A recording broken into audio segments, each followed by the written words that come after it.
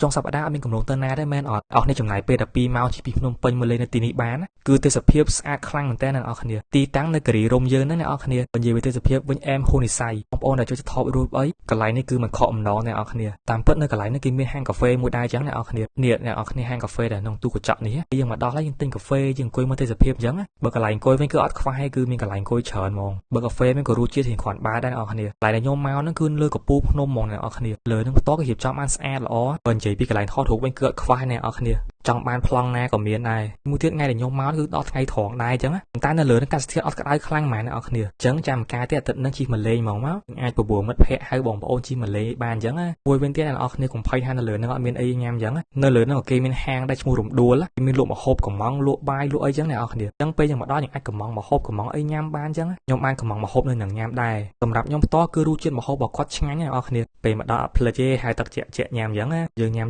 ជាលេងទេអ្នកនរគ្នាយើងញ៉ាំបាយបដាមើលទេសភាពបដាអញ្ចឹងណាអញ្ចឹងវីដេអូថ្ងៃនេះគឺមានតែប៉ុណ្្នេះទេអ្នកនរគ្នាអរគុណសម្រាប់ការទស្សនាលើវីដេអូមួយនេះហើយនឹងជួបគ្នានៅវីដេអូក្រោយៗទៀតអញ្ចឹងណាបាយបាយ